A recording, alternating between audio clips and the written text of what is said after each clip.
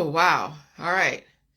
So we hear in Ohio and everywhere else that there is a new variant called the JN1 that is a descendant of the BA2, BA1, BA3 COVID-19 variant. And that is a what you call a microbial baby that is being passed around from person to person.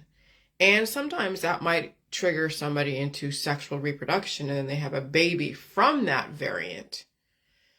And of course, with all the other compound predisposed issues. And people do get pregnant, not all the time, but people do get pregnant during pandemics because all the conditions were right. But there's always a question whether or not that baby would survive the environment.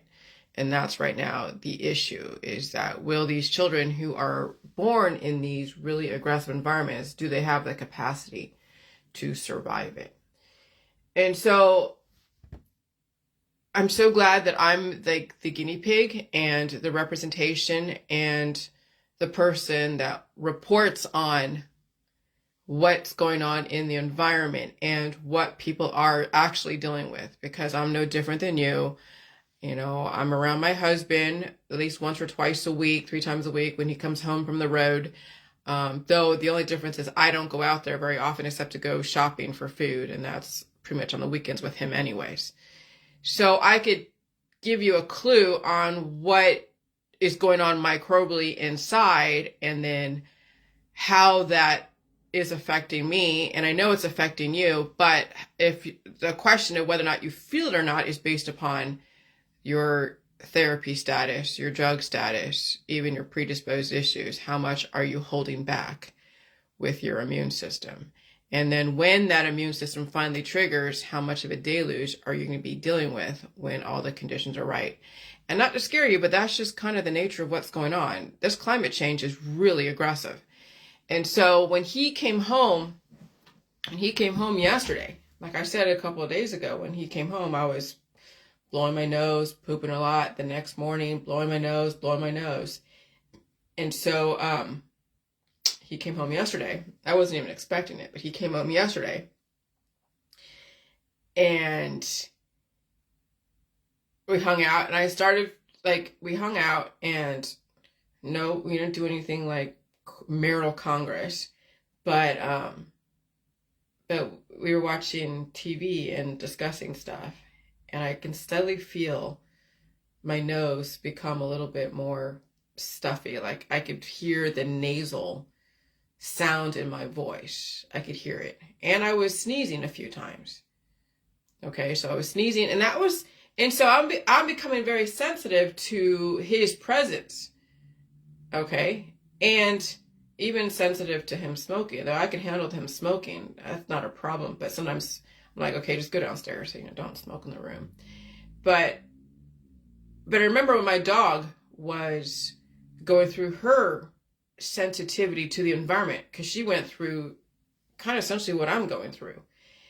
The difference is she's had so many surgeries, but that's why she couldn't survive the environment, or I would still have her today. But her surgeries about fucked her up. That's what pissed me off about that situation. But anyways, my dog was sneezing when my husband would light up a cigarette.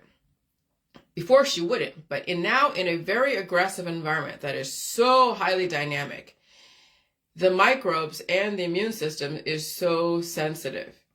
And since we've all been activated, because all of us has some kind of reaction to whatever microbes, regardless of how you react, regardless of how you treated it, we all have had some immune system activation. And some can kind of hold back the deluge and they're doing okay, but they're aging aggressively. So what does okay mean? Well, they're asymptomatic, but their body is breaking down on the inside. They may not show any symptoms that people would recognize, be like, oh gosh, you're communicable.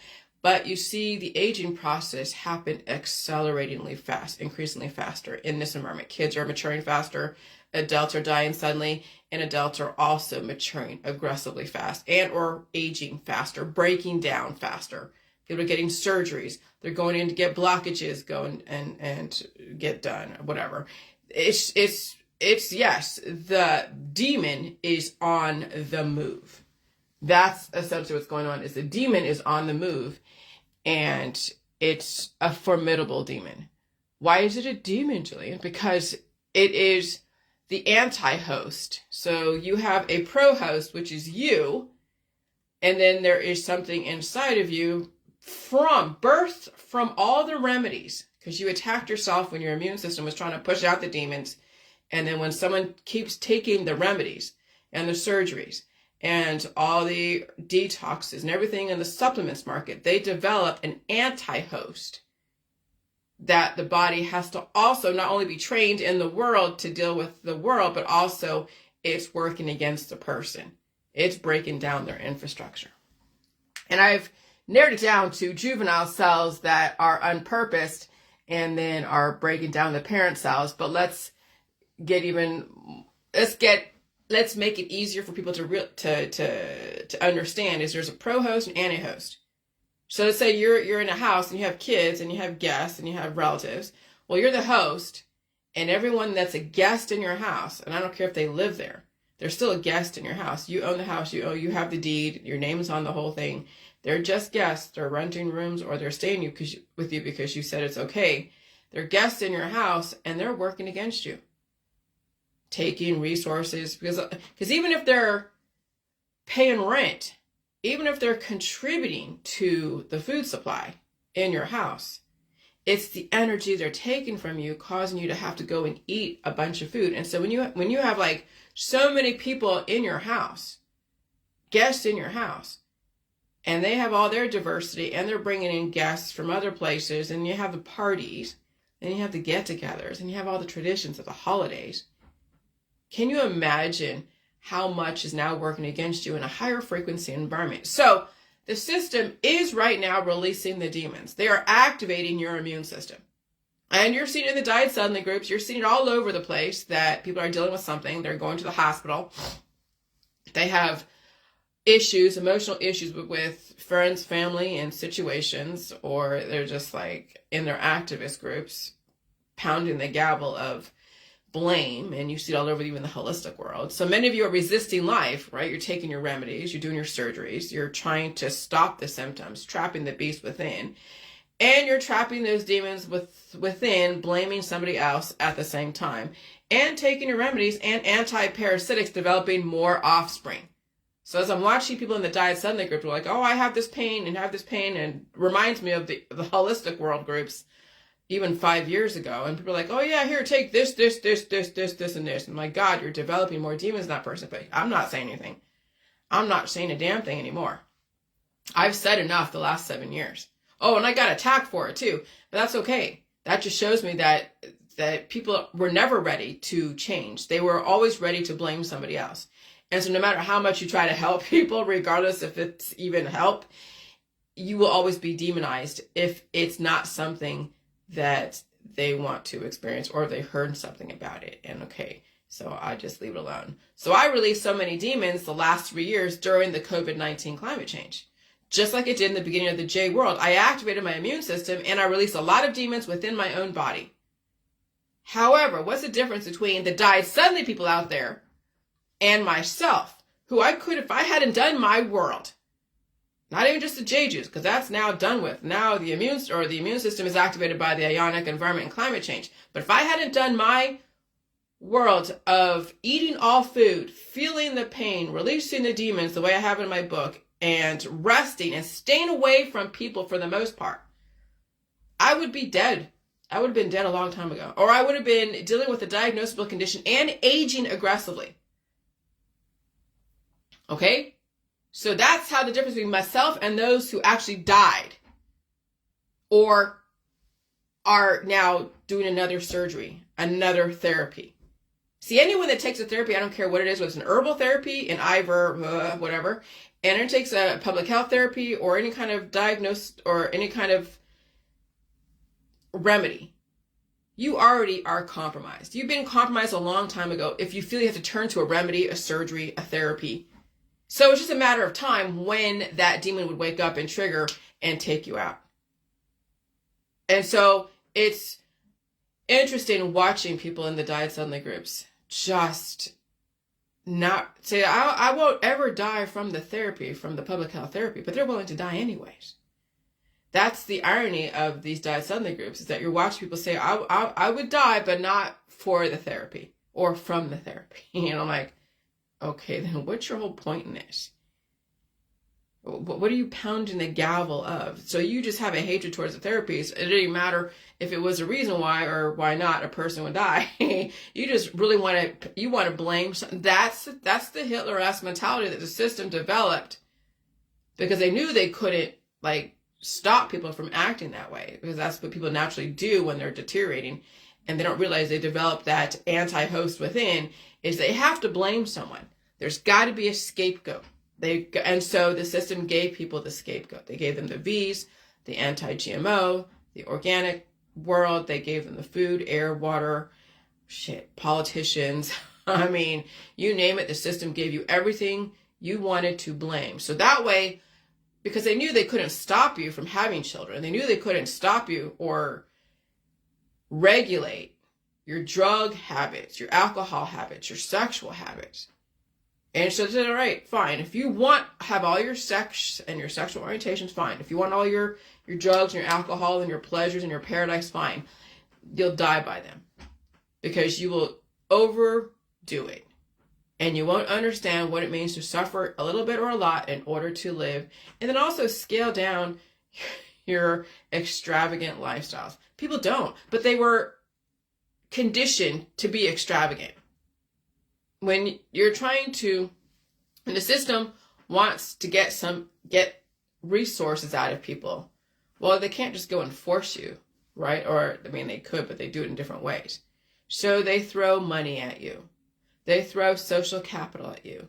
They throw accolades and worship and all that stuff. And so as I'm watching Africa go through now what the first world's going through, oh my God, my nose.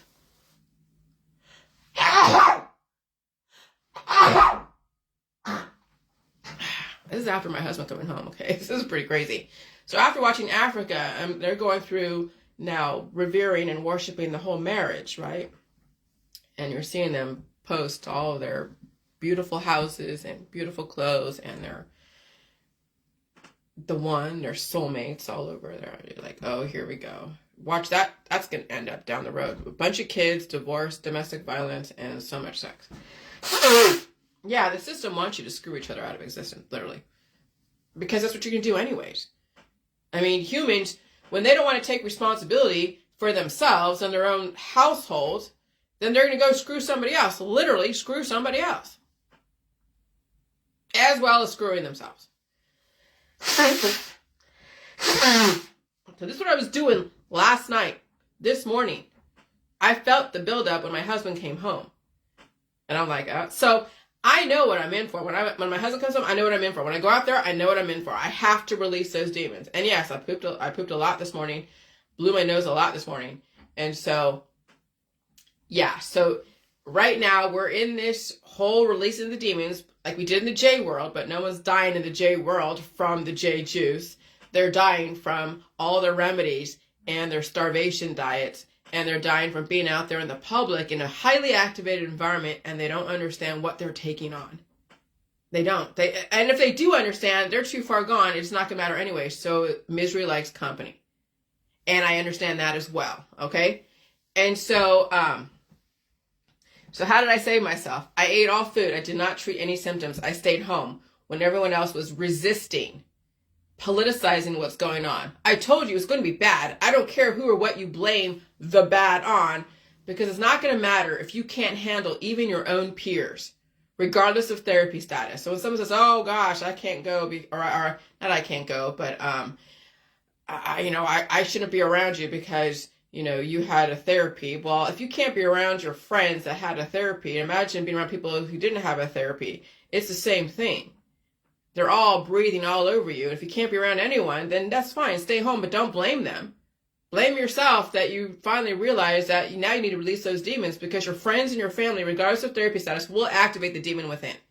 They are. My husband activates the demon within. That's why I had all the hives before. I don't have the hives now. I was looking around my body last night and this morning, and there was no hives. I mean, my husband even asked me, can I see the hives? Because he knows, because every single time the last few weeks, not lately, but the last few weeks, he would come home and I'd have hives. And he would think like, oh, Jillian, you're scared of me or something. You have anxiety around me. I'm like, no, that's not it. It's now we're in a different atmosphere. And just your presence has woken up whatever demon I have inside that I have to deal with. And I have to let it express itself. And I have to blow my nose and cough and sneeze and pull out the crap. And so I did that every single time I would get sick. Cough, sneeze, blow my nose, pull out the crap, eat food, stay home, stay safe, sleep. And so now when he comes home, I just feel my face fill up with mucus, and then I'm nasally and even hearing myself, catch myself snoring. Okay. And so I was be tired, and then I fall asleep, and then I wake up at 3 a.m, blowing my nose, maybe even sneezing a few times. Okay. And then around 5 a.m, I'm releasing those demons. It's coming out of my butt. I mean, it's not like diarrhea. It's just that I didn't eat that much yesterday. I think I had a little bit of the deer meat and pasta and some cheese and a carrot with sour cream. It wasn't a lot. And then I had a bagel, peanut butter and jelly bagel. But like what I was releasing was so much, like, where the hell did this come from? Oh yeah, the body stores what it needs to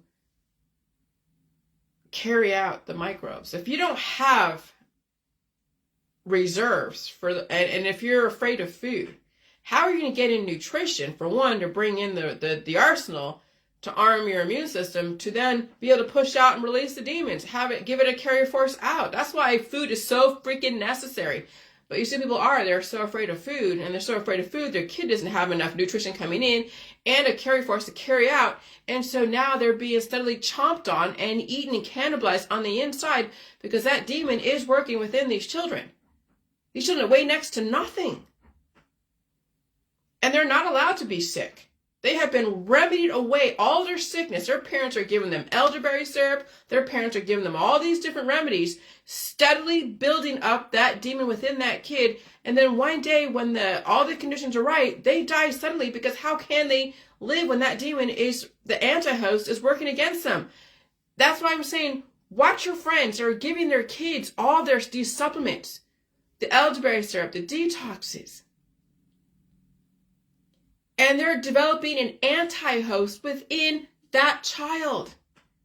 And they wonder why these people don't survive. That's why I did that whole Facebook reel of rest in peace of the people who died suddenly. Whether they're like 11 years old, 22, 37, 45, 51, 67, 48, 37. And they're saying that's why in China, the pneumonia, the my/co/plasma, the pro-host and the anti-host, is so aggressive over there that even children are sitting on these oxygen machines. And it's happening here. They're saying, yeah, now I mean, in these hospitals right now, they're experiencing an influx of more JN1 people.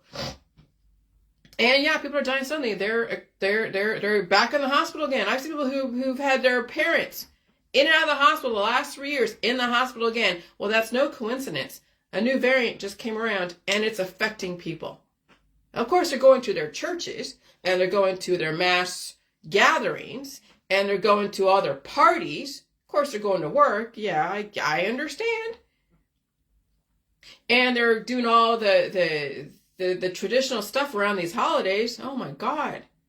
Oh yeah, there's going to be a resurgence of another variant that people are going to be dropping like flies. But now the system has the last 3 years of conditioning to deal with the steady influx of people. And then the system is also, with the whole climate change, has spread out the change so that way the hospital system can handle, as well as the ambulances. And I've been hearing ambulances the last 3 days like crazy, and all the accidents. And then, of course, the funeral homes are making a killing, literally and figuratively. I mean, it's definitely, death is a big business. Death and destruction is a big business.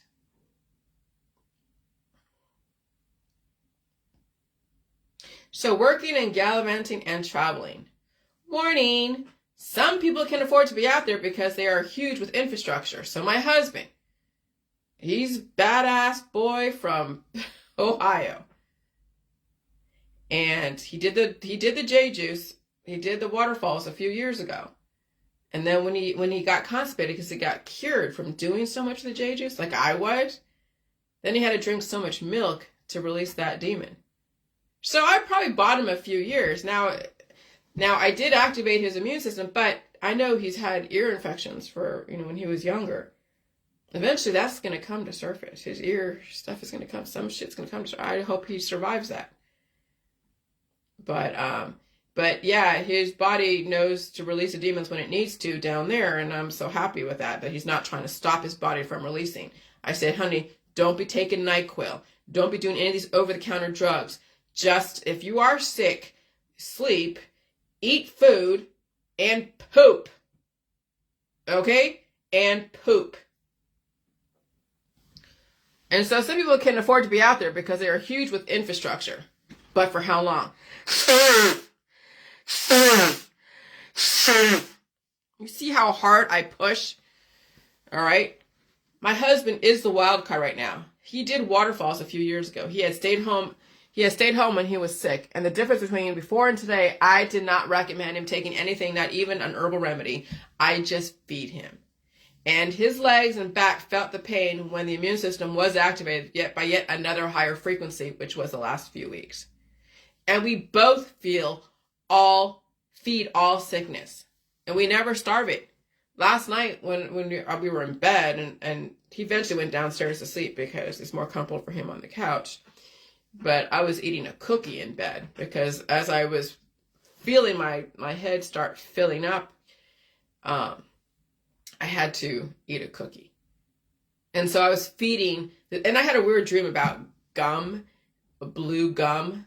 It was weird. And before you look in the dream interpretations, let me give you another perspective here.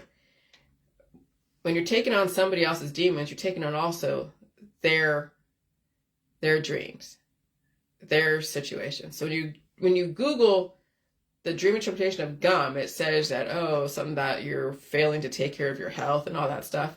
Well, it makes sense when you're around somebody else's demons, you're taking on their demons. Your body's going like, what the hell? What are you doing? But you could also be taking on snapshots of memories of their world that's in your world now. And so when you think about all the dreams that you experience when you're releasing through the J world, those are all the memories that you've taken on ever since day one, through your environment, through your predispositions, through your own experiences. And so, yeah, I was dreaming last night, and it was about gum, chewing gum. And it was sweet. And I know my husband likes sweet stuff. He's into the sweet stuff. And so I was like, that's not a coincidence. And so it's so interesting now that I'm purified and I've released a lot of the prior demons that I was holding inside. Now just taking on my husband's demons when he comes home, it's such a different experience. And I don't feel pain anywhere. I mean, yeah, I had my armpits were open and they were feeling stuff like the beast is on the move, because it was. And I'm glad that my armpits were open during the last few days, because even when I'm laying in bed, just hanging out in bed, watching my movies and stuff and thinking about this stuff, and the sun's coming in around 3:45. Okay. It's so bright, like so bright. And I don't remember it being that bright like it has been the last days, especially not in December, maybe in the summertime. I feel like I'm in California right now with the way the weather is. And so I stay home. Oh yeah, we both feed all sickness. We never starve sickness. That's the nutrition coming in and the microbes against you going out. And so I stay home so I can be the one to take care of him when he's sick. No sense in both of us being sick from the public. And so, people are like, oh, why don't you go to work, Joe? It's not even just the fact that there's no need for me to go and bring in money when we don't live a highfalutin lifestyle. I don't want to live other people's lifestyles where you're just collecting wealth, collecting friends, collecting all that shit, because at this point it's going to be deadly against you. And so if we live within our means on his income and I don't spend so much and he's the one that if he wants to take on baubles and things and he has to work for it, fine. But I would rather be the one when I know that when another variant comes around, I told him, honey, remember next year, or even this summer and spring, when the climate changes, you're going to feel shit. Prepare to take a week off. And don't take on so much debt that you put yourself so close to the seam so you can't afford to take a week off. Let me tell you, you need to be able to take a week off. And I need to be around to make sure that everything gets taken care of. And that if he has to take more than a week off and all of that, to where, I don't know, I mean, if it gets to that point, well, then things will have to change if I would be the one to bring in the money, because we'd be scaling everything down. There'd be no boat, no anything like that, except for the one that's already paid off. But that's not happening. But he needs to be able to take at least a week off. And I need to just ply him with chicken soup and food and rest and no playing around with other people until you get over this thing. Okay? So that's the whole point of why I am choosing to stay home. Because I'm not greedy for money. I'm not trying to help somebody's business out. That's not for me to do, is go save them from themselves. I got to take care of myself and take care of my family. Okay? And that's what it's all about, is taking care of your own family and your own self. Not trying to save the fucking world, because you can't. If you want to survive this, it's going to have to be about you. You're going to have to be selfish. And if you're all about not being selfish, then I guess you'll be the human sacrifice. We thank you for your service. And so right now I can't afford to be out there with people coughing and breathing on me. If I had to, I would. The environment is way too aggressive. Today, I knew it. The environment has made the war at the micro level extremely formidable. No hives. When my husband came home, of course, that was still a demon within that I had to keep releasing as the environment and people around me activate the demons. But I definitely had to blow my nose, and I was sneezing. This morning, blow my nose, blow my nose. Yesterday, when he came home, I was sweating. My nose became a little stuffy. I felt the sweat. I felt the heat come up when he was around me. It's such a trip now to understand, now to characterize the symptoms the way they're supposed to be characterized. It's immune system activation. Before, in a slower frequency environment, they would have you cured. Okay, you would either get herd immunity from the V's during that time, so you could be around. I mean, you might get a cold, but you wouldn't feel so much of the heat. But now, in this environment, with everything so accelerated, and that I've already activated my immune system and conditioned it to be this way, not suppress it, but condition it. Now I'm able to survive even my husband, because then I feel the heat. Then I know that I need to eat food. I need to release the demons. I need to drink water. I need to rest. I need to do this. But people who are not feeling anything because they're under the influence and suppress their immune system with herbal remedies and everything else, they are so unaware of how much damage is going on within their body until one day they have a diagnosable condition that they can't get ahead of, and they have to go in for surgery, or they have such a major pain that then they're trying to figure out how to deal with it. And they're asking everyone on Facebook how to deal with it.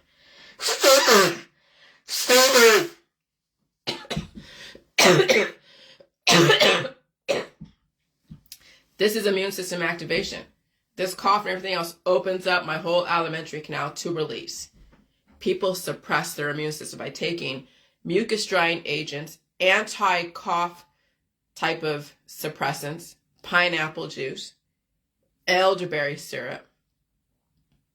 These poor kids don't stand a fucking chance with some of these parents out there, or grandparents.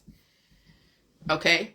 And so last night I could feel the heat of the body going through its own microbial war. My immune system was activated, no pain. And then I get over it and I'm acclimated to him if he sticks around. But he left to go to work this morning. He will come back. I'll blow my nose again. Now people are dealing with aggressive microbes from their partners. Luckily, my husband is strong enough for me. And I am too. Because he's out there. But, I'm like telling him, well, hun, you're so strong. I'm laying on thick, right? Because I'm just like, I'm so jealous that he could be out there. And he's not symptomatic. Remember, he's a big dude. He's taking on the world's problems out there. But he's a big dude, and then when it gets too much, he shits. Or when the environment changes and it activates his immune system, he shits. It isn't like spontaneous shit. I mean, he'll feel it coming on and he'll go to the restroom, but sometimes it's more urgent than others. or he's in pain. Okay? And so he's like, well, because I'm out there, I'm taking it all. Yeah, I'm like, well, because you can afford it. You've raised in Ohio with all the different weather changes. You came into this world strong. I came in this world through the Vietnam War at a deficit, trained in a specific way. Okay, raised in California on sugar-free everything. And so when I became an adult, I was eating pies, I was eating junk food, I was eating all the things that I wasn't really allowed to eat when I was a kid. So I was making up for what was lost as a child, even through just the culture of where I came from. Just like when Britney Spears said that she could only have canned vegetables and chicken, and that was it. That's what gave her her talents and all that stuff. Well, you can only imagine when parents are training their kids to be programmed in a specific way, there's certain foods that they're not allowed to eat because of fears, because of training, of programming, all that stuff. Okay? And so if he's allowed, so when he, my husband came from a different background, he's allowed to eat whatever he wanted. And he did. Taco Bell and Jack in the Box and meat, milk, cheese, and eggs and Twinkies and Ho-Hos and all that stuff, and we weren't allowed to have that. So yeah, he's built like a brick fucking shithouse, and he can handle the environment, of which then I have to go and catch up with him, and I am. I'm not as big as him, because we have different chemistry as far as the gender side of it, and background, but I know how to release the demons that he holds inside, that he gives me, because that's just what happens when you're around people in a highly elevated, acclimated environment. The animals and the people you surround yourself with will be attacking you at the microbial level. That's called immune system activation. No different than when the V's try to give you a preemptive exposure snapshot of your environment. Some people are at the end of their genetic line, can't handle it. Others can, nothing. Others can't handle it. They have an immune system activation. They don't understand it, and then they remedy it away or trap the demons within, and then, yeah, it's done with. And so I can only imagine what it's like out there for people who don't know what's going on. Oh, I don't have to imagine. I just look at the dice out in the groups. So the JN1 variant is the new fertility offspring from the BA variant. It's the public's demon baby affecting everybody. And the last few days, I could feel the heat from the climate change. Not so much like hot flashes. I don't feel those anymore. We're at, right now, 70 or 71 degrees in this house, and I don't even have to turn it down. It's not even hot to me when you think about it. It's not even cold to me out there. It's a weird feeling that, because I remember last year I was turning the heat up and down, up and down, up and down. Sometimes I turn the AC on in the middle of the winter. But I haven't even touched the thermostat at all. And I could feel the climate. I could feel the heat, but not like it's a different kind of heat now. So it's more like the sun is more intense. The sun is brighter. I noticed a difference when the environment changed a year ago. Aggressively, I smelled burning wires. The clouds looked different. It looked like something you see in Leonardo da Vinci's, paintings, the Sistine Chapel. The iridescent clouds had like a purplish, like an orange peach, very light orange peach, white purplish iridescence to it. That's what the clouds look like, or after July 4th weekend in 2022. Yeah. And then that's when I had that mycoplasmic pneumonia that incapacitated me for at least a week. And then slowly get my strength back for at least a month. That's what people are dealing with now. That's called long COVID for some people.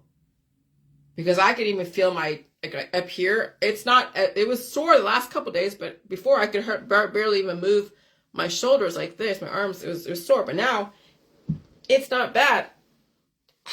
I can actually stretch without it hurting so much. Because I remember I would stretch in a certain way, and I'd be like, oh, that's painful. But now it's okay. Okay? And so, though every single symptom I experienced ever since climate change were the demons I was holding inside, from remedies, exposure, and predispositions. Those remedies trapped the beast inside over so many years. And now when I experience climate change, it's the demons I currently come in contact with. Not so much people per se, because I don't want to say people are demons. No, people are people. It's their immune system is what I'm coming in contact with. And they could be wearing a mask, but it's still their presence. They emanate a type of aura. They emanate aerosolized stuff. And people are not like living in little vacuums. Even with their masks, everything is floating off them. Dander, hair, okay? You know, it's like when you watch that movie Gattaca and he has to go and vacuum his whole body from hair and dander. That's Ethan Hawke. Ethan Hawke was in Gattaca and he was in Leave the World Behind. Okay? No one's vacuuming themselves before they see their friends and family. I don't care how many masks you wear, you are still releasing dander and hair and other types of stuff. And so I'm not saying it's the people that are the demons. Of course, it's the people, animals, but it's their microbes. I'm not trying to demonize anyone. It's the microbes from the animals, from the people. Okay? In a slower frequency environment, people's microbes were not so accelerated, though they were for those who had a weaker immune system. That's why they recommended the Vs, the VACCINESs that gave a smaller snapshot of what that child would be entering into. That's why I posted those links about diphtheria. I had no idea what diphtheria is. And then there's DTAPVACCINESs. And you see people are totally demonizing those. And so those with a weaker immune system are going to succumb no matter what, regardless. They're going to succumb to their environment, their exposure. That's what SIDS is. That child was at the end of their genetic line. They were the baby that couldn't handle, they were the last offspring that could not handle the environment. And that genetic line died with that baby. Because eventually it's going to happen. When you keep reproducing, that's called entropy. You keep reproducing, you lose intelligence. That's what the whole movie Multiplicity with Michael Keaton back in the 80s. He had 4 versions of himself, and the latest version was the most dopiest. Idiocracy was trying to tell you that evolution is it's de-evolution. People are losing intelligence. It's not all about but. If you watch Idiocracy, when you really watch it, and you watch what the people were focusing on, sex, bathroom humor, butt, body parts, more sex. Oh God, watch Idiocracy. And now they're going to look some of these cursed, like AI cursed groups, like some of these groups that do the artificial intelligence, and they're focusing on butt. They're focusing on boobs. They're focusing on body parts. I mean, yeah, Idiocracy was an actual documentary of what humans are today. Okay? And so, yeah. Yeah.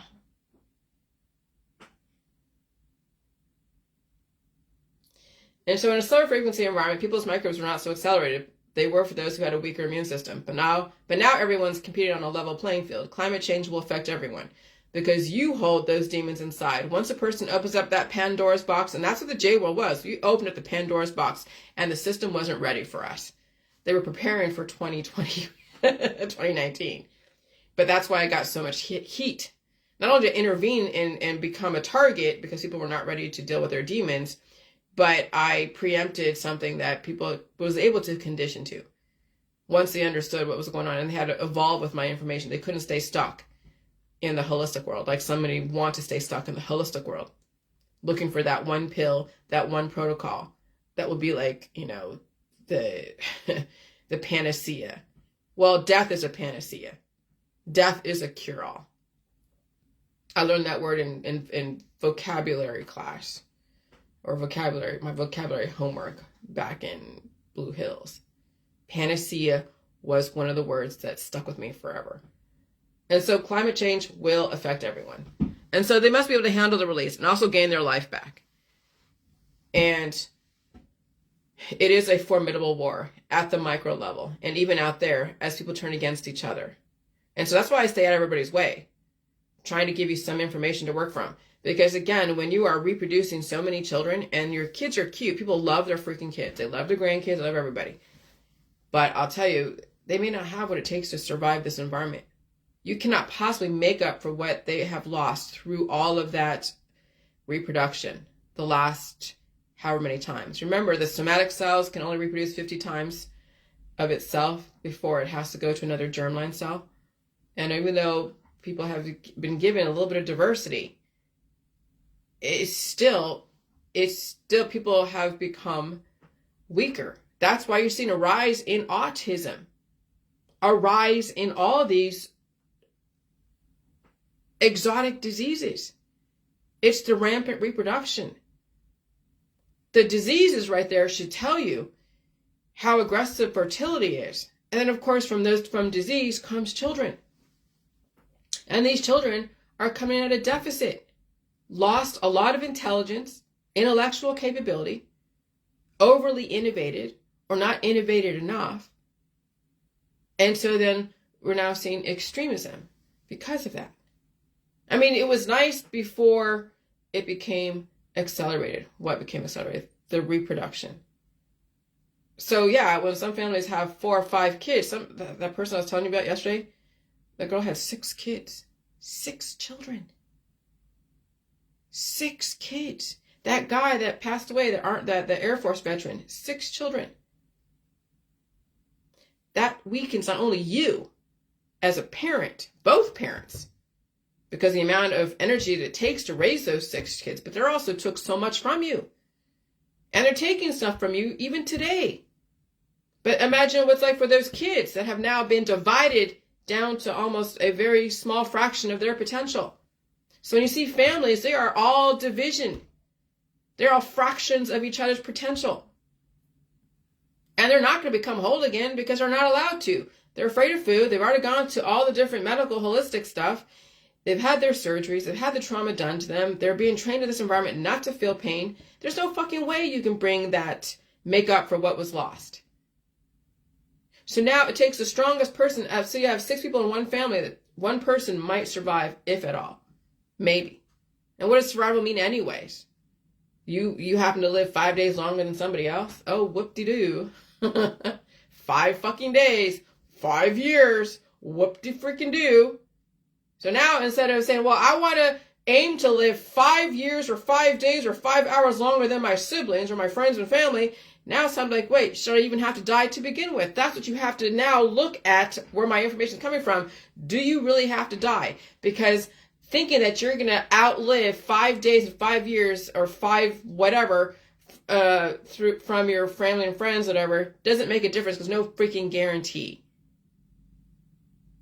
And so now somebody has to be a lot more intelligent than their friends and family to redirect even that whole notion that 5 days is so much better than than dying 5 years ago versus 5 years later. Death is death.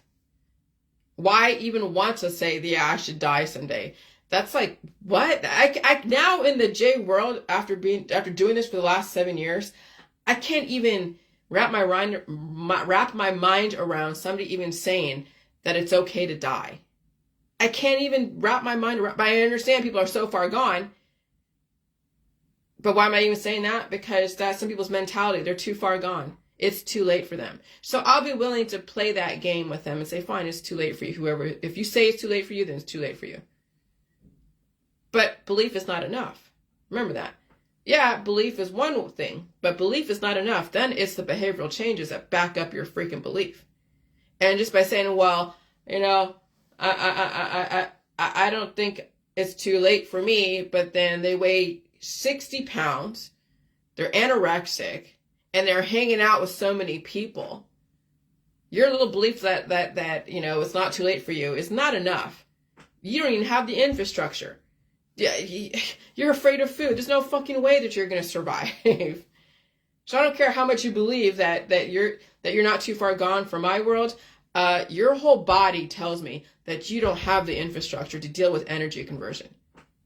Can you handle food? Can you handle whatever it is that you must go through and experience? I can't be the one to say that you can. And so then you got to talk to your doctor, and doctor's like, dude, you're too far gone. Or woman, you're too far gone. You don't have the actual physical capability to save your own fucking life because of your fear of food, you're very skinny, and look at your whole lifestyle. You're surrounded by so many people who are giving you their microbes. There's no fucking way. So again, belief is not enough if you don't have the biophysical capability to back up your beliefs. And I do. I have infrastructure. I eat all food. I blow my nose. I opened up my immune system. I told you that's what it's going to take, but not everyone's going to have what it takes to do it. And so the system is releasing the demons. Okay, I already did that. And so I posted this thing about the DTaP, about diphtheria, not about DTaP, but diphtheria. Because people are really afraid of the DTaP, VACCINES is, but I don't even know what the DTaP is. I didn't know what kind of bacteria they were trying to preempt in a person per their prior exposure, per their exposure that will be inevitable. And so 3 outbreaks of Corynebacterium diphtheria infection occurred in Seattle Skid Road from 1972 through 1982. The first involved a single toxigenic intermediate biotype clone, whereas the second and third outbreaks involved non-toxigenic mitis and gravis strains. Of 1,100 total infections, 947 or 86% were cutaneous. Okay, so there's cutaneous and there's subcutaneous. All right. The incidence was highest in winter and spring. In Skid Row, the estimated attack rate during 17 months in 1974 to 1975 was 5% of whites and 27% of Native Americans. Streptococcus pyogenes was isolated from 73% of diphtheritic and 41% of non-diphtheritic skin lesions. Skin infection and environmental contamination by C. diphtheria were correlated.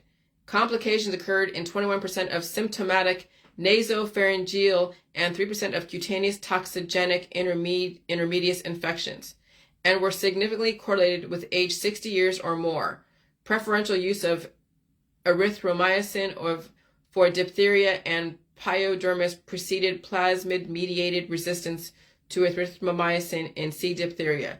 Diphtheria outbreaks in urban alcoholic persons are associated with poor hygiene, crowding, season, contaminated fomites, underlying skin disease, hyperendemic streptococcal pyoderma, and introduction of new strains from exogenous reservoirs. Shh. Okay, that's some like words, man.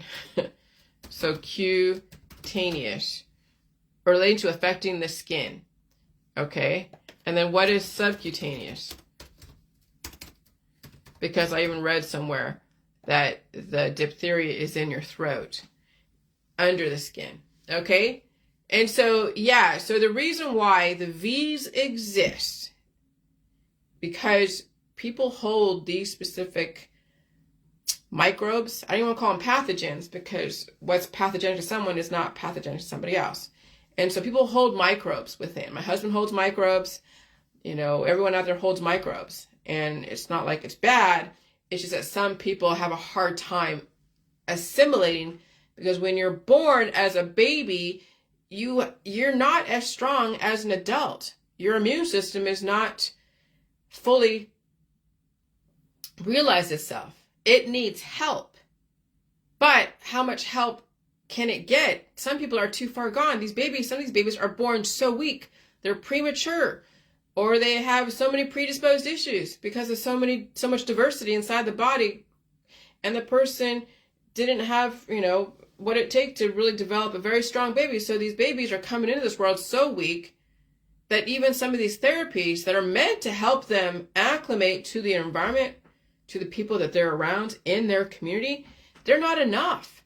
And some don't even survive. That's called SIDS. Now, people want to do the blame, okay, but the whole thing with the inserts tell you that people are coming in at a deficit. Some are more at a deficit than others.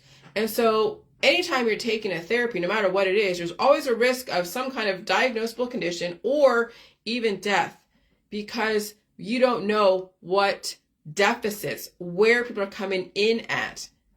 And so there's always a risk that no matter what, life is a risk, but even getting help from the medical system is a risk. No matter what, whether you got something or didn't get something. The theory is that the exposure, the snapshot, would give you something as a recognition to work with, so you can develop those antibodies pretty quickly and then get over it. And then when you're exposed to it, then you have the immune system to be activated to recognize that, and that's fine. But again, it's how strong is that baby to release those demons? And then what is a mother doing, remedying every single thing that the baby has, of which then the remedies, when you think about it, are probably what is causing the die suddenly when you think about it. Because when you're suppressing the immune system versus activating it, you're trapping those little demons inside. And what do you think these mothers are doing right now with their kids? They're remedying away every single disease they hold inside through the means of herbal or medicinal. Or they're getting things vacuumed out of their baby or out of their toddler. When someone's like 5 or 6 years old, you can teach them how to blow their nose and cough. Condition them to cough, sneeze, and blow their nose, but people aren't doing that. They're giving their kids cough suppressants. They're silencing the life in their body. That's what's going on in these die-suddenly groups. They're silencing their child's immune system through the remedies.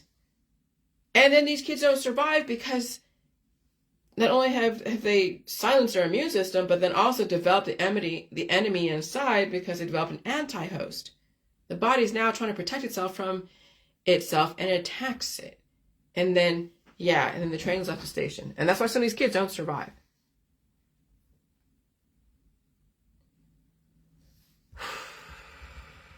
What did I say about this? Oh yeah, diphtheria is an acute disease. Shit. Okay. Is an acute disease caused by a toxin-producing strains of Corneobacterium diphtheria, in some cases also by Corynebacterium ulcerans, bacteria that's known as the colonized mucous membranes.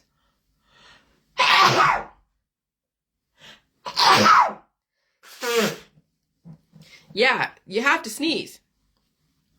I don't suppress that's the body releasing the demon, right? And that's aerosolized. So imagine if someone was in my presence and they were immunocompromised and they took on that payload, and then they would be infected. And I'm not sick, but I'm releasing my demons. And so that's antigen to somebody else who breathes that in. And if they're that weak, they would be affected. Someone might die. That's what I'm saying. Being around people now in this activated environment, it's very deadly for some people, even for babies. And so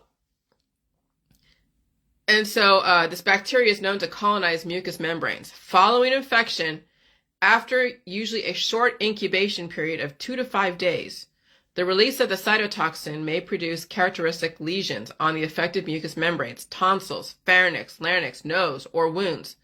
Obstruction of the airway may follow. The toxin, once absorbed, reaches the organs and can cause myocarditis, paralytic symptoms, and nephritis. It is in non-vaccinated individuals, and especially if proper treatment is delayed, death can occur in up to 10% of clinical cases despite antibiotic and the use of anti-sera. Diphtheria is transmitted mainly by direct projection droplet spread, and it is preventable by vaccination. Diphtheria, yeah. And so then I'm watching these people in the Diet Sunday group saying, have your kids at home. Don't do it at the hospital. So now you're seeing the system, hey, if that's what you want, if you think you blame it on the V's or blame it on the therapies, and I understand, I get it, because you don't know really who to blame it on because you've been doing those remedies forever. So now they're saying, everyone, go have your babies at home. Don't have it at the system. Don't have it at the hospital, which I get, I understand. But then this baby coming out, that's probably the last offspring of that genetic line, when they don't survive even the midwives, are they going to blame the midwives? When we're seeing a whole host of people out there who have very weak immune systems, weak babies, and they're having babies at home, the baby probably would have died in the hospital too. But hey, if the system doesn't want to now be responsible anymore for people blaming them, fine, go have your babies at home. Don't give them anything to help them acclimate to the environment. Just think only food is the answer, and sometimes it is and it isn't. But as a baby, man, and I even had to figure that out. I learned a lot the last 7 years, okay? But sometimes the babies not only need the therapies, but they need the food, but they also need to know how to release. So there's like a three-pronged approach when it comes to children, especially babies. They need a mediator. They need food, of course, and they need a release process that isn't suppressing them. And people are suppressing their own babies and their children's immune system with the remedies. They're screwing their own kids, literally screwing them out of existence. And so babies, mediator therapies, and of course they need the food, they need the milk. But if they're all like allergic and they only need soy milk, then I don't know, man. That's already the train's left the station there. And they need an adequate, even aggressive release process. And so having children in this environment, I wouldn't want to. Nope. Nope, nope, nope. And so, yeah. Wow. So, yeah, we'll see. We're going to watch what happens out there. So people infected with diphtheria bacteria may develop symptoms or may have no symptoms, but be carrying the bacteria and able to infect others. The majority of people with diphtheria will have respiratory tract infection with a sore throat and a low-grade fever in the few days of the illness. Mild cases of illness will not develop further symptoms. However, if the disease is more severe, a dense membrane will develop, which could be local, for example, just on the tonsils or pharynx, or could cover a wide area of the patient's respiratory tract. More severe cases can develop a swollen bull neck appearance. Okay, so yeah, the lymph nodes are trapping all of that. And so while I understand those who are pro-V are like, yeah, you should get all your Vs, but do you have an adequate release process? Does your kids have an adequate release process? Because even those who are V'd are still dying out there, and those who are not V'd are still dying out there. So who are you blaming it on now? Oh, it's because they have a shitty release process. They're not getting all the food in the food supply because they can't handle nutrition. They are one of the weakest in their genetic line, so they're intolerant already. What's the system to do? So the system is do whatever you want within reason. And if you want to use a midwife because you're afraid of the hospital giving you whatever, if you're afraid of the hospital system and you have to use a midwife, that kid already is at a deficit. So are the parents. It's anyone's guess if that kid's going to survive. And so, yeah, the system is correct. Go have your kid at home, and then you can blame the midwife and not the hospital system. Oh, you'll blame somebody, I'm sure. And so, yeah, I was watching these Facebook reels about Jodie Sweetin. And I remember in my childhood that it was a strategy. I was one of the experiments out there, like many of them out there. But Charles Manson, who was traumatized, born from a 16-year-old, thrashed by a lot of different people, saw some stuff that was really bad. No different than Richard Ramirez, who is the Night Stalker, and other people like John Wayne Gacy, cannibalizing Dahmer and all that. So trauma can make you very talented, like Jodie Sweetin, right? But it's how the trauma is inflicted is the difference in how you end up. And of course, what images you see during the time. Imagery is huge in programming people. And of course, alcohol and drugs during your teenage years are a huge indicator of where you'll end up. Now, I didn't do any pot as a teenager. Even when I went to that alternative school in San Jose, I didn't have any sex when I had sex when I was like 19. I did not have sex as a teenager. When a lot of kids were shown those movies or hung out together doing drugs and experimenting at parties, playing the, spin the bottle and stuff.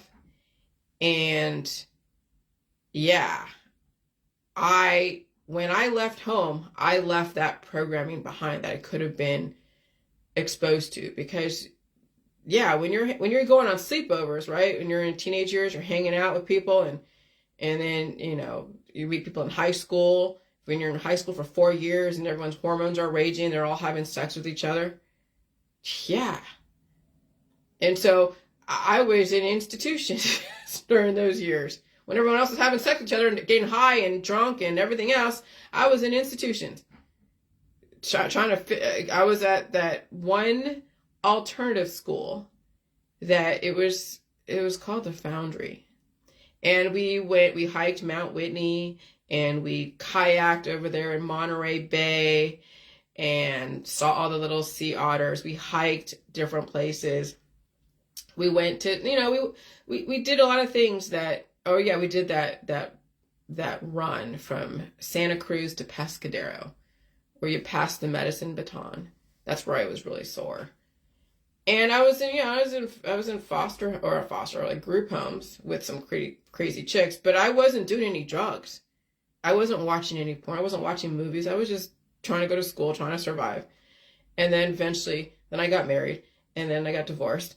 And that's when, the demon woke up as far as that sexuality. But see, I didn't get that imagery as a child. So even though I was exposed to so many people after 18, I didn't have that. During those formative years, I did not see any horror movies, except for that one movie called the Omen, when I went to a sleepover. And that was it, Damien. But I wasn't watching slasher movies. I wasn't watching Fast Times at Ridgemont High. I wasn't playing video games. I wasn't reading any crazy ass books. I mean, I was reading Stephen King, but even that was just too wordy for me.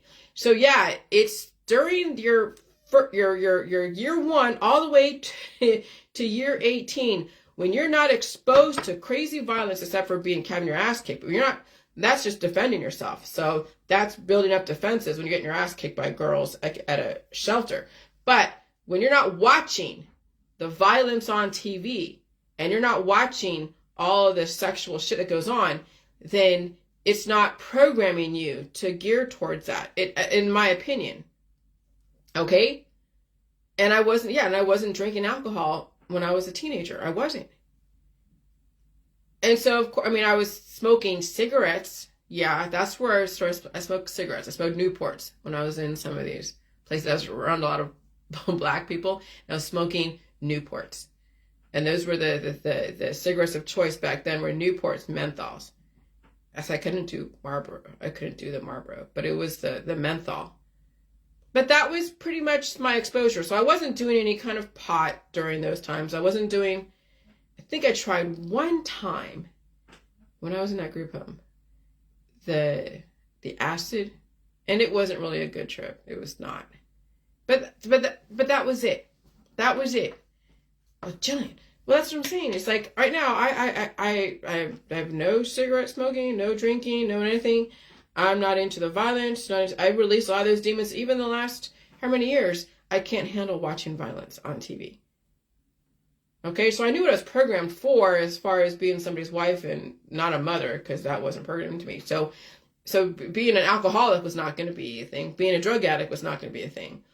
It wasn't in my DNA. I didn't develop that in my formative years. So imagery is huge in programming people. And of course, alcohol and drugs during your teenage years are a huge indicator of where you'll end up.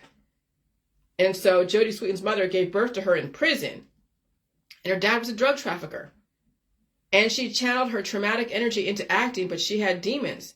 And she had used alcohol and drugs and whatever to manage them. So when I was stressed out the last how many years, I was smoking cigarettes. I wasn't turning to alcohol. When I had a breakup with somebody that I thought I needed because I was like, I don't really feel like being out there on my own, I just cried. When I had upset situations, I didn't turn to alcohol or drugs. I didn't go drown my sorrows. So, and then finally I got rid of that sex demon within me, so I'm not even turning to sex as a way to alleviate. All right? So now it's just like, but that's how people are programmed. They turn to sex, drugs, rock and roll, alcohol. They turn to animals. They turn to whatever to alleviate their suffering, and that's where the train leaves the station. And so my world, right now, when you finally feel everything come to surface and you release it through the poop and through whatever else, you're going to see a difference, most likely, but you have to go through it. It's not something that I could tell you and you need to believe. No, it's something that you have to experience. And if you don't want to experience it, then you have no room to say it doesn't work or that's not so. You can't be the one to determine somebody else's experience. Like I can't tell you that you should do what I'm doing because you may not want to re-experience some of that stuff. Some of it might come up.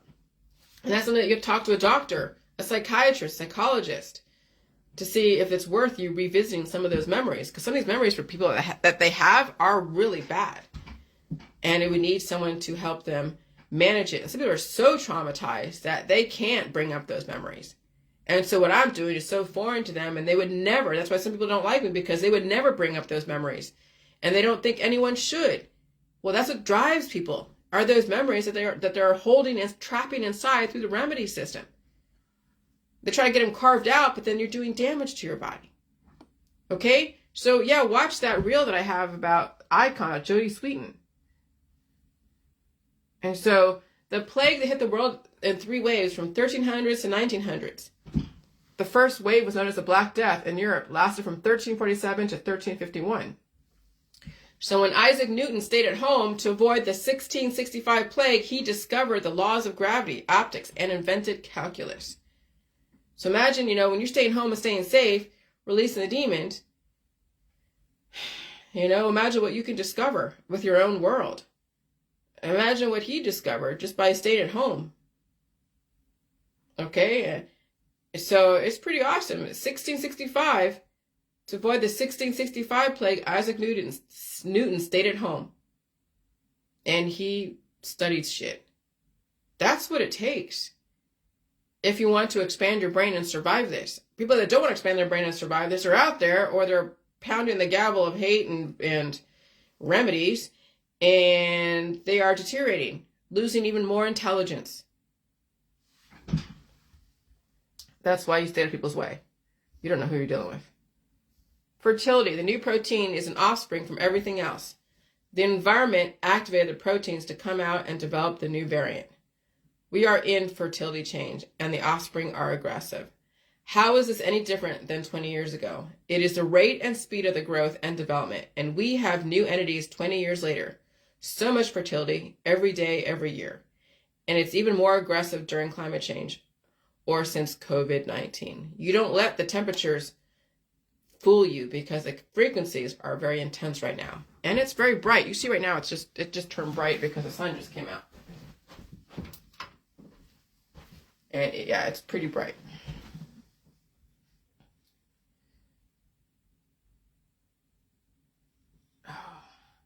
People are funny in some of these activists that think that climate change doesn't exist and that the icebergs, oh my God, an iceberg melting. They don't think the flooding's going to happen.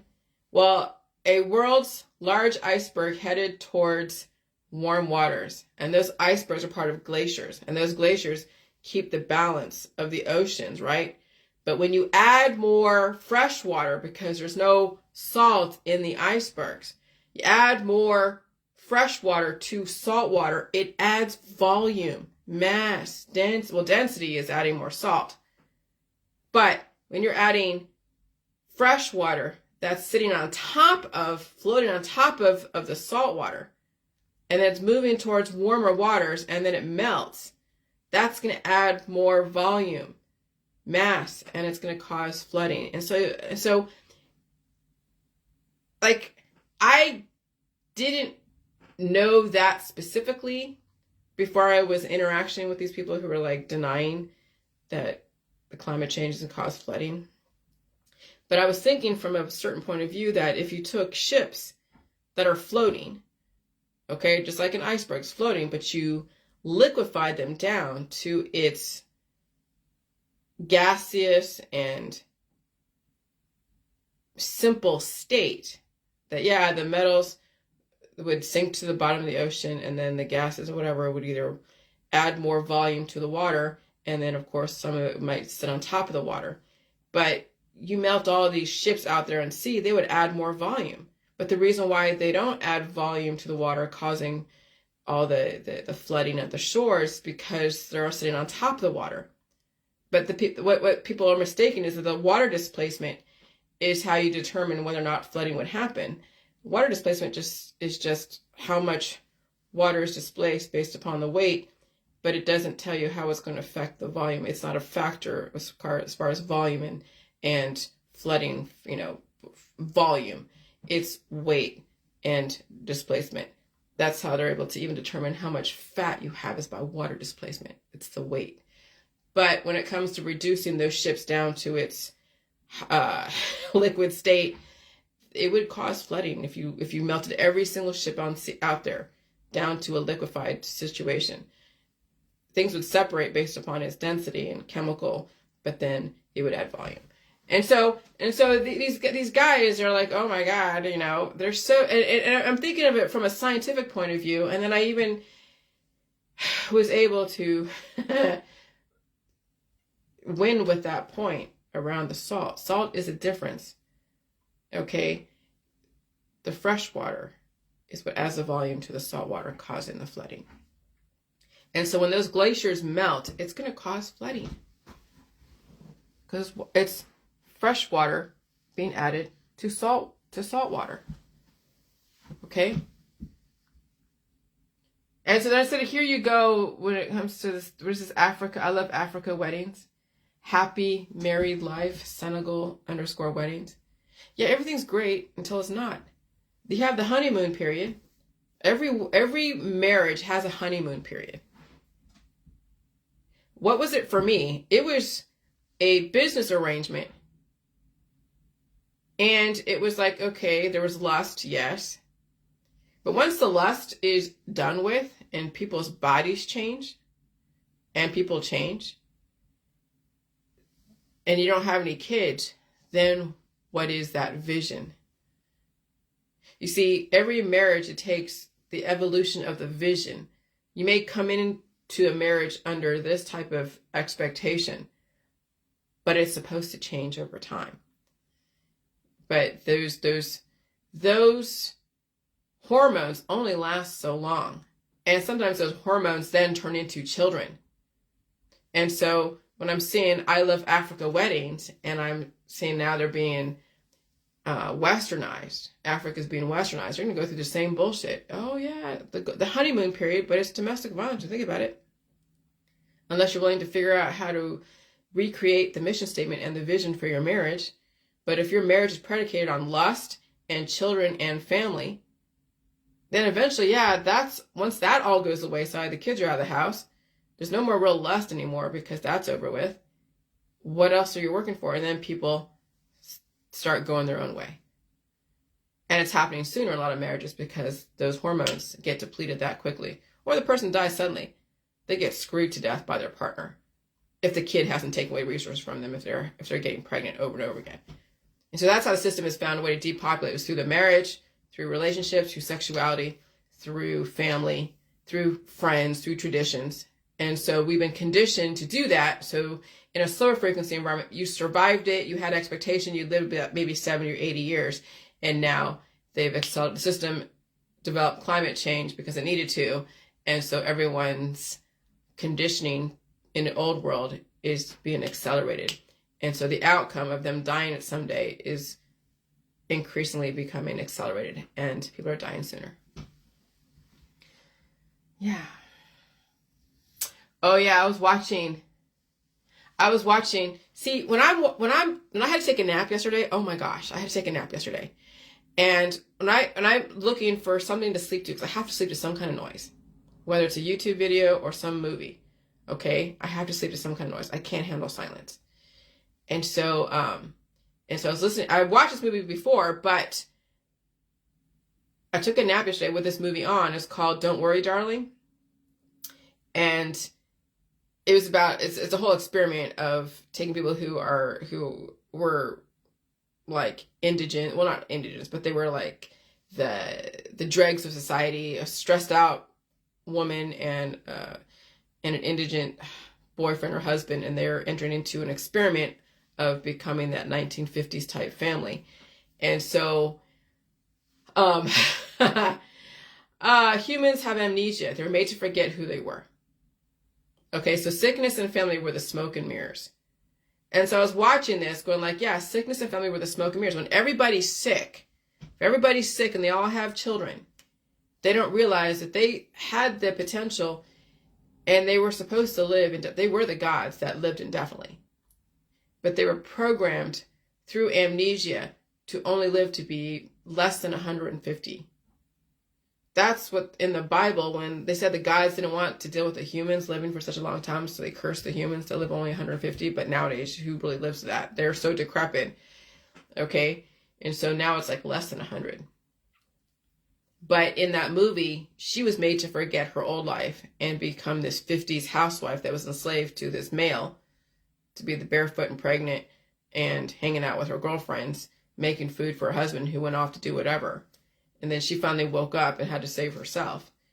But it was a whole experiment. And so, yeah, women in the 50s, well, even before that, everyone was given amnesia because the gods, whoever it was, said that, okay, we don't want to deal with you more than that. Especially if you keep reproducing kids, there's no way you're going to be able to live to more than 150. You're being divided so much. It's like a cell dividing constantly till it can't be divided anymore. It's so weak. Okay? And so there has to be one cell that is gaining all the strength from all the division out there and taking on the strength and to be the ultimate prototype. And then the system starts over again with that one cell that is so strong. But when you're dividing weak cells, they become weaker and weaker and weaker and weaker. Dividing weak people, they become weaker. Their kids are becoming weaker. Everything's weaker, weaker, weaker, weaker. And then extinction. And that was Universe 25. That's what they meant. I mean, they say overpopulation. Okay, that's all relative. It's the fact that they had so much sex and they were given everything, given food and water and space and allowed to go and express themselves. And you see the hierarchy, the alpha males and the beta males. And so, that's Universe 25. That's what you're watching right now. So anyway, so I'm watching that movie while I'm sleeping, and I got that epiphany that, yeah, intention is hidden in plain sight. All right? So the intention to depopulate, because you're going to do it anyways, is that you get sick and you remedy your sickness, trapping that fertility within, causing you to have more babies to then weaken you. Your babies are weak. Everyone's weak. But they're given everything. Hey, here, have everything until it dies suddenly. And then die suddenly is happening sooner. So when the kids are having their periods, like I was also watching Chloe and how that was also promoting that women become very sexual. And that the gynecologists are like, wow, when did you have your period? And she's like, 14. She's like, oh, have you had sex? And have you had, did you get an orgasm and all this stuff? And I'm just like, geez, Yeah, I had my period at 13. That's pretty crazy. 13 or 14, that's really young. Imagine kids are getting a period at 11, 10, 9. Oh my God. That's when see, I was made to die sooner. When you have your period at 13, 12, 11, you die sooner. See, women that were fertile later on in life, they had the potential to prolong their life. But the ones that become fertile at an earlier age are going to die sooner. Because then they're so fertile, they're developing offspring inside their body, and they're going to go out there and have a kid, a few of them, because that's what their peers are doing. They're all having sex with each other. And there goes her life. There goes the mother's life, there goes the kid's life. I mean, what do you mean there it goes? Well, it's going to be short in this environment. That's why I'm saying now in this environment, before it was okay to have 1 billion kids. I mean, it was okay. It was accepted because maybe they had 70, 80, 90 years. But now in this environment, I'm saying no, fertility is deadly in this environment. It was always deadly, but we expected a certain lifespan. And it was usually met. 60, 70, 80 was when people started deteriorating. 50 when you think about it, because of menopause. Well, not so much deteriorating, but it's when the fertility is done with. Now you either save yourself or die from that notion that menopause is the end of your life. But yeah, the fertility is what's deadly now. No, I don't have any kids. I always wondered why you never had kids. Yeah. Oh, I got an abortion when I was younger. Because I was told, yeah, I was told the reason why is because it would hurt me. And now I understand I understand physically. I came in at a deficit. If I were to have a kid back when I was 19, I would have had cancer and diagnosable conditions earlier. My PMDD came up in my early 30s. So I was already experiencing an aggressive evolutionary response that I kept treating.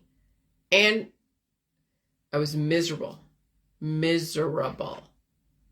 going from highs to lows all the time. Okay. So yeah, fertility right now in this environment for many people is extremely deadly. Extremely. So I don't want to be fertile. I haven't had a period now since early fall, late summer. Okay. Yeah. So anyways, so I don't have it, so I'm not fertile. And it means I'm going to save myself. You see, that's what the whole J world is. It's giving birth to yourself versus something else. Because your body senses it breaking down, called senescence. So every single morning when I'm exposed to everybody, or my husband, not everybody, but my husband or anything else, I'm releasing that poop baby and I'm giving birth to myself, when you think about it, every single day.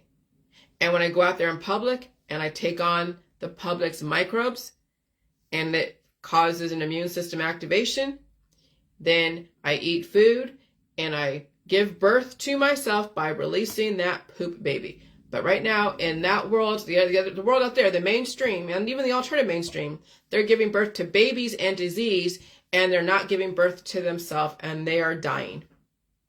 That's what's going on. The reverse is happening, as far as longevity, is happening out there of what I'm doing. I'm giving birth to myself every single day. People are giving birth to disease and cancer and children out there, not in the J world. Okay?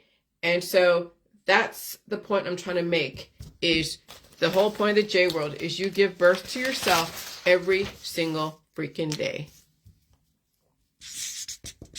Give birth to yourself, or myself, every day. And I'll tell you, sometimes releasing those demons through your armpits, through wherever, even the poop, can be, I don't say painful, but it's very energetic. Very energetic. But I would rather live than sacrifice myself for anything out there. Nobody's worth sacrificing your life for. Not even your children. But hey, people have different ways of doing things. Oh yeah, that movie Awake by Netflix Movies. I watched it again. I haven't watched the whole of it because I fell asleep. I wanted to fall asleep. But yeah, that's pretty good. And so now you know why I left society. It's only getting worse. What do you mean by that, Jillian? So many people are dying that their animals are dumped off at the shelter, or people who are dying are dumping their animals off at the shelter. It is really bad all around. That's why you have all these people who are trying to save the animals, or trying to add people to like their shelter, because they're trying to get everybody to go and save these animals. I'm not taking on any more microbes, any more competing microbes. I'm not.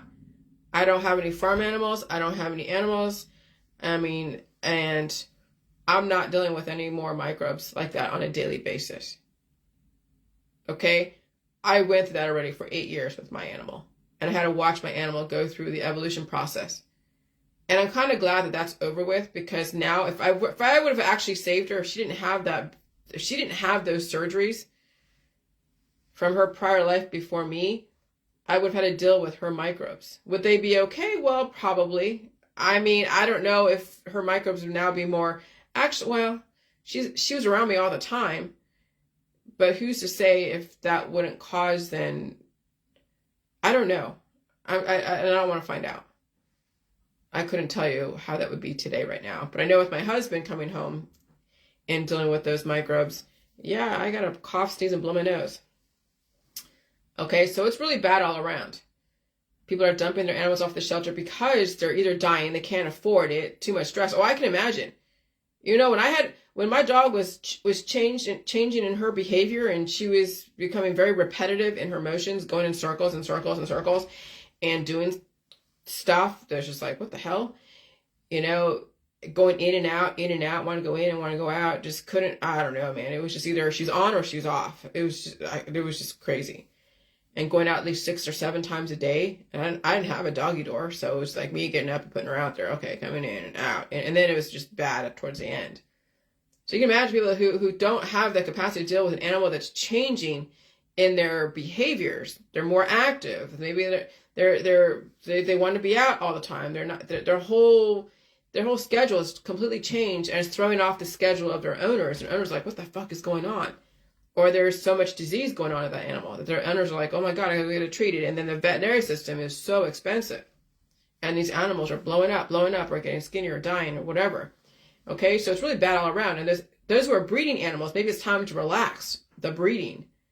Because these animals are suffering. Climate change is affecting the animals, and the humans are not surviving their own animals.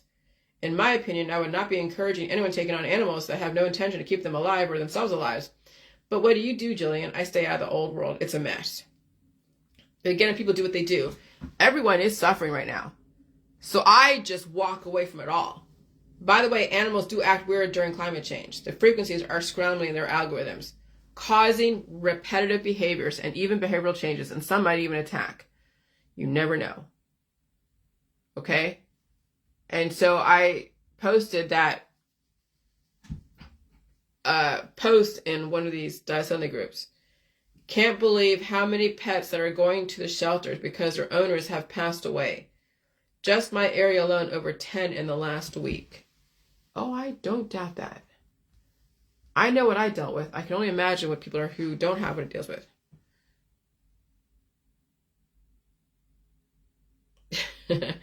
I don't know the color of my, probably pomegranate. I don't know. I don't know the name of the color of my wall. I'll ask my husband. It's a type of purple, but I don't know. I'll ask him, okay. And this person goes, I've noticed lots of dogs and cats taking off or going missing. Heaps on local Facebook community sites, missing daily, lots more than the norm. The amount of dogs abandoned every day in Chattanooga Valley, Tennessee, GA, is unbelievable. Shelters are filled to capacity. Between people struggling with money issues and health issues, every day dogs are dumped off. I can't believe the heartless family members that won't take them in. Well, not that they're heartless. They don't want to take on somebody else's problem. Some animals are problems to some people. They can't deal with it. That's what I'm saying. You're taking on animals and children. Oh my God. It's more than just like, okay, I'll just feed you and give you this. There's a lot more, and they have their own minds, behavior, and now with these frequencies, these animals and children are a lot more intelligent and a lot more formidable, and they have their own minds and are crafty. And some who have been abused by their owners attack their owners.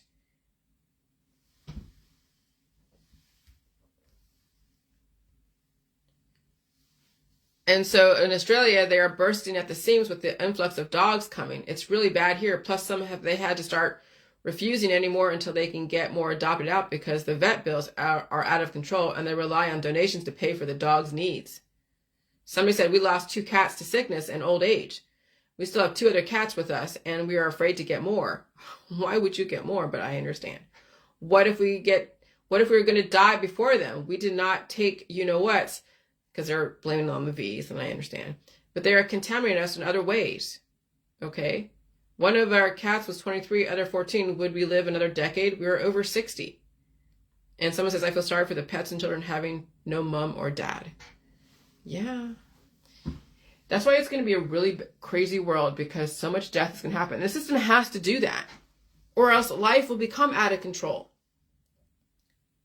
Can you imagine? Can you just see in one community when it's like you see, not in one community, like just in one area, when there's so many rats that were developed because the cats are gone and there's no natural predators, so the rats just keep reproducing. I haven't seen any bunnies out here because the bunnies are the weakest. They live 1 to 9 years out there in the wild. And these frequencies are probably releasing them. Release them. I've seen squirrels, so many squirrels, but it's the bunnies I have not seen. That was a trip.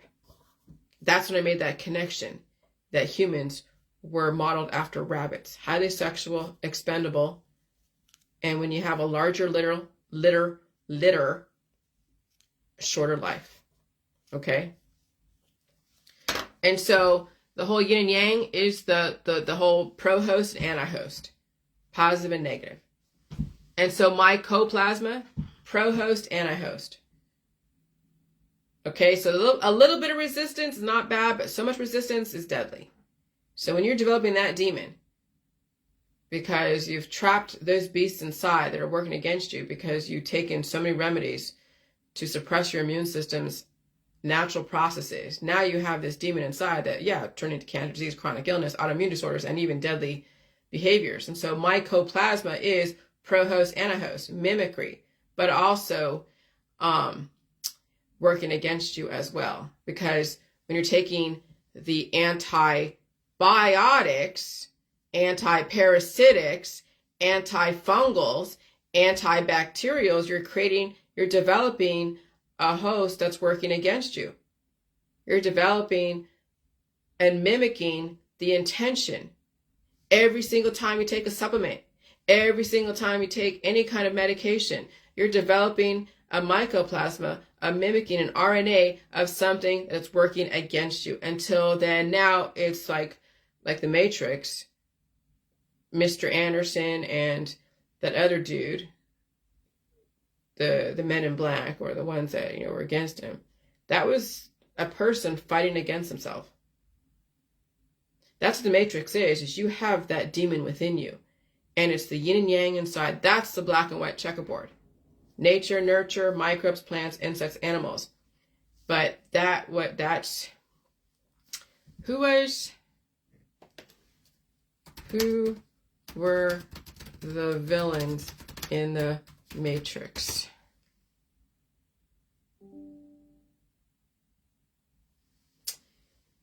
The train man? No, machines, the architects. Who was that guy? What was his name? Shit.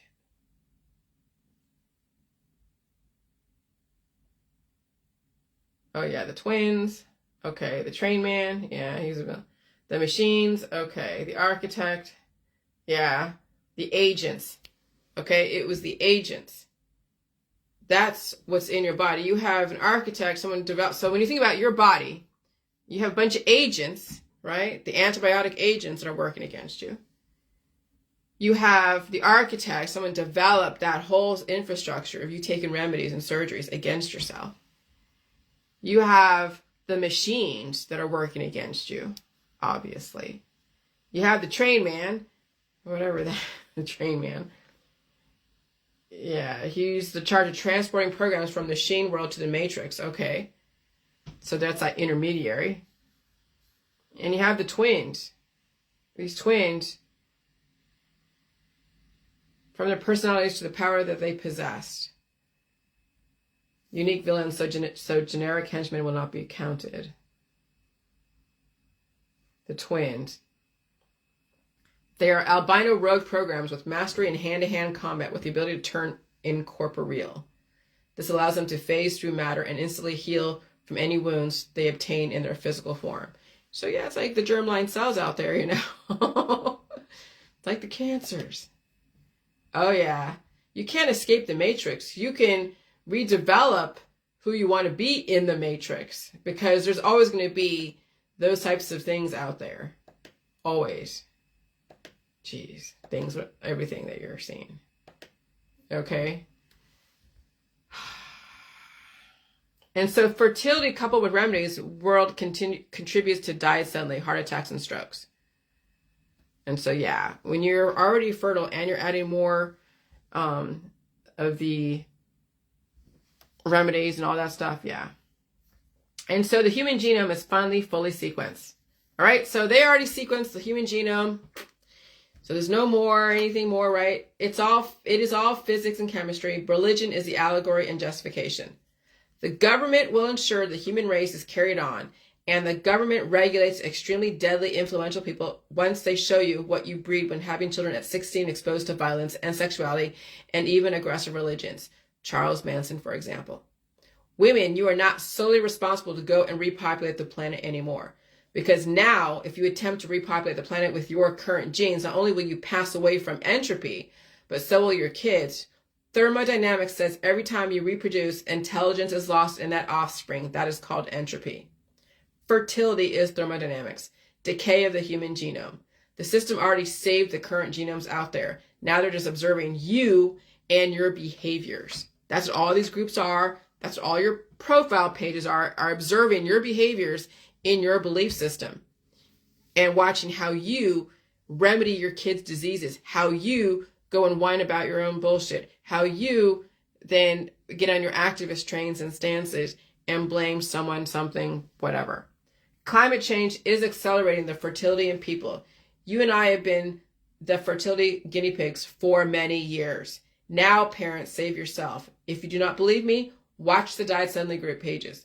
Regardless of who they blame it on, the evidence is right in your face. Family and aggressive sexuality is the entropy, the decay of the human genome, constant division via family and disease. Large families, weaker people. Smaller families, it's probably weak, but, it's all relative. But large families, as they keep having children and they keep dividing itself, yes, the children become weaker and weaker and weaker and weaker. And so, yeah. And sirens are ready yesterday. Jeez. So, yeah, I figured it all out. Now, how do you put it together? How do you say this is all intentional? You can't. What do you mean intentional? Well, it is intentional from people's, what they do to themselves, perspectives. But as far as the system accelerating what you already expect anyways, well, that is all speculative. And they made sure that you could never pinpoint a specific enemy for real. That anyone that you go after as the enemy, as what you would think is the enemy and the cause of your whole miserable life, you'd have to go through due process. You'd have to find evidence to show that this person or this group of people are the cause of all of your misery. There's no way you can do that. That's why it's so strategic, that if the environment changes, you now are responsible how you adapt to your environment. And if you don't survive it, they already warned you that climate was going to change. You're going to have to do things differently. Wear a mask, stay home, stay safe. Maybe not travel. There's some movies that are really in your face, like Leave the World Behind, that ought to clue some people in, but people are like, oh, I don't care. I don't watch that because Obama did it. You're like, okay, who cares? So, you're being given so many warnings in so many different ways. And even my information can be construed as a warning. But I have been warning people ever since a long time ago. But I had to make sure I had to characterize everything correctly. So no matter what, if you're already at the end of your genetic line, people or the V's, it's not going to matter what you do or do not do. If you can't handle your environment and you're getting immune system activation and then causing then things to come to surface and even die suddenly, it wasn't going to matter what you did or did not do as far as the therapies or not doing a therapy. And so I could say that I'm a representation of the world that is completely opposite of the world out there. My world is so opposite of the world out there. I don't treat disease. I pull out the crap. I don't hang out with a lot of people. And I don't socialize too much. And I use my brain. I study stuff. I'm not trying to have children. I'm not trying to take on pets. I'm not trying to save anyone. I'm not trying to destroy anyone.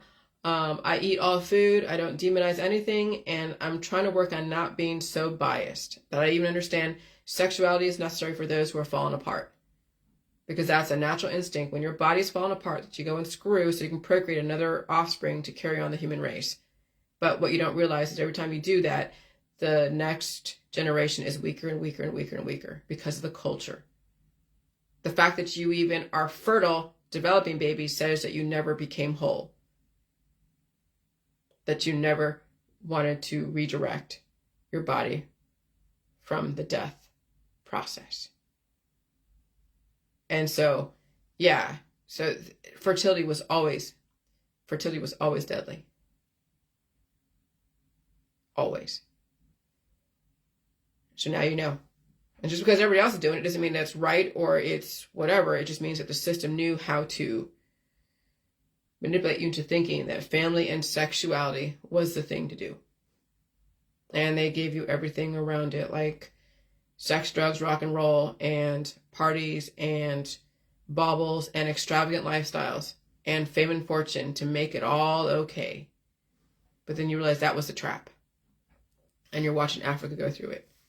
Weddings, influence, baubles, extravagance. And then you're looking at some of these people who are so extravagant and so evil that have done some horrible things to women. Allegedly, some of these rappers. And they've done some horrible things through sexuality, through even the family. And you realize it's not is what it's cracked up to be. Now it's time to save yourself. If you can. If not, then you'll play into the whole influence and baubles and traveling and being all that, oh, look at me. I'm so rich. Okay, until you're not. All right, bye.